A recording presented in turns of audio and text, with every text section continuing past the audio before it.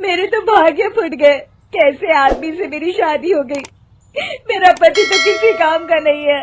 पता नहीं वो कौन सी मनहूस घड़ी थी जब मेरी शादी इस आदमी से हुई थी। देविका के रोने की आवाज सुन रोहन नींद से जाग जाता है। हे भगवान, पता नहीं ये आधी रात को मेरी पत्नी को कौन सा दौरा पड़ जाता है। अब ना ये खुद सोएगी और ना ही मुझे सोने देगी। अरे भविष्य की चिंता में मेरी रातों की नींद उड़ी हुई है और तुम मजे से सोना चाहती हो। कौन सा भविष्य और किस बात की चिंता है तुम्हें? सब कुछ तो ठीक चल रहा है। क्या ठीक चल रहा है? अभी अभी मैंने सपना देखा कि ससुर जी ने दुकान और ये मकान मोहन भाई साहब के नाम कर दिया है। और मेरी जेठानी तारा मुझे धक्के मार के इस घर से निकाल रही है।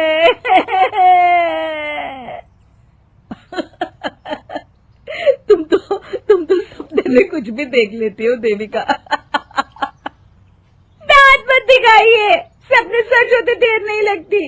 जरा सोचिए, मोहन भाई साहब तो सारा दिन ससुर जी के साथ दुकान पर बैठते हैं।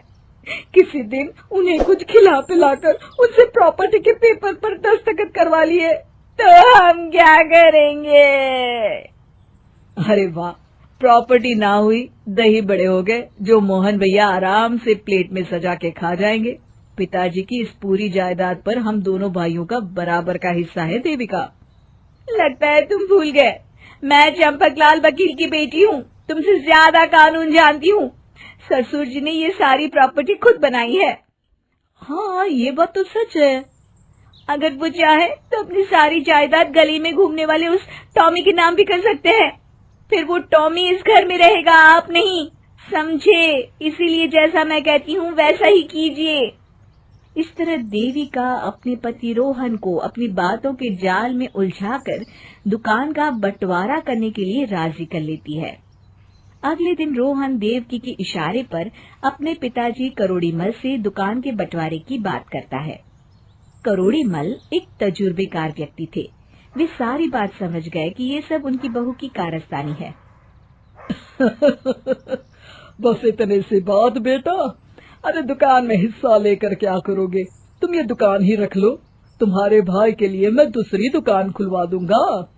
क्यों मोहन, तुम्हें कोई ऐतराज तो नहीं ना? जैसा आप ठीक समझे पिताजी। ये सुनते ही रोहन और उसकी पत्नी खुशी से नाचने लगते हैं। रोहन अगले दिन से दुकान पर बैठने लगता है और मोहन की नई दुकान बाजार से दूर एक साधारण सी जगह पर होती है। मेरे पिताजी और मेरा भाई दोनों अनपढ़ होने के बावजूद इस दुकान को चलाते थे, लेकिन अब तो मैं इस दुकान को दौड़ाऊंगा और जल्द ही इस शहर का सबसे अमीर आदमी बन जाऊंगा। आखिर मैं डिग्री वाला जो हूँ। लेकिन हुआ ठीक उल्टा। रोहन को व्यापार की जरा भी समझ नहीं थी। वो ग्राहकों को औने पौने दाम में सामान बेच देता था और कभी कभी तो मुफ्त में भी। वाह मिश्रा जी, क्या जोक सुनाया आपने, मजा आ गया। छोटे मालिक, पनीर और देसी घी के डिब्बे आ गए हैं, आप देख लीजिए। रोहन बाबू, घी की खुशबू तो बहुत अच्छी है। हमारे यहाँ का घी खरीदने तो लोग दूर दूर से आते हैं। एक घी का पीपा आप भी लेते जाइए। अभी मेरे पास इसके खरीदने लायक पैसे नहीं है। अरे अरे, ये कहकर आप मुझे शर्मिंदा कर रहे हैं मिश्रा जी। आपकी अपनी दुकान है, मेरी तरफ से उपहार समझ कर ले जाइए। अब तुम इतनी जिद कर रहे हो तो मैं घी का एक पीपा ले ही जाता हूँ। दुकान के नौकर बहुत चालाक थे। जल्दी उन्हें समझ में आ जाता है कि रोहन को व्यापार करना नहीं आता और वे इसी बात का फायदा उठाने लगते हैं। दुकान के सामान में हेर फेर करना शुरू कर देते हैं। अब तो बहुत जल्द मैं अपनी दुकान खोल लूंगा। दूसरी तरफ मोहन अपनी नई दुकान को चलाने के लिए दिन रात मेहनत करने लगता है। ग्राहकों को आकर्षित करने के लिए तरह तरह के ऑफर और सेल अपनी दुकान पर शुरू कर देता है। कुछ ही समय के बाद उसकी दुकान चल पड़ती है। एक दिन, अरे अभी तक आप दुकान पर बैठे हैं? फिल्म का समय हो गया है, जल्दी से दुकान बंद करके चलिए ना। जब से दुकान मिली है आपको तो मेरे लिए समय ही नहीं मिलता। भाग्यवान, मैं तो तुम्हारा ही इंतजार कर रहा था। चलो चलते हैं। इस तरह आए दिन रोहन दुकान छोड़ पत्नी को घुमाने फिराने ले जाया करता। रोहन का दुकान खोलने और बंद करने का भी कोई तय समय नहीं था। ग्राहक जब भी कभी इस बात की शिकायत करते तो उल्टा वो उन्हें ही दो बातें सुना देता था। इस वजह से धीरे धीरे लोग दुकान पर आना बंद कर देते हैं। फिर एक दिन, रोहन बेटा, ये तुम्हारे दुकान की उधारी का बिल आया है, कल उसे चुका देना। उधारी का हिसाब देख रोहन को दिन में ही तारे नजर आ जाते हैं। अरे मर गया रे पिताजी, ये तो बहुत ज्यादा है।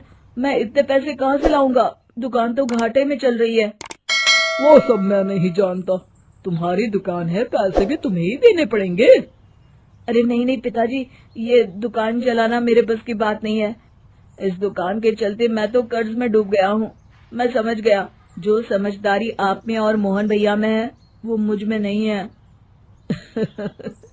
चल अच्छा हुआ नालायक, अब तो तेरे सर से बंटवारे का भूत उतर गया ना, जल्दी ही अकल आ गई तुझे। अरे एक पिता कभी अपने बच्चों के साथ नाइंसाफी नहीं कर सकता, ये भरोसा हर बेटे को होना चाहिए।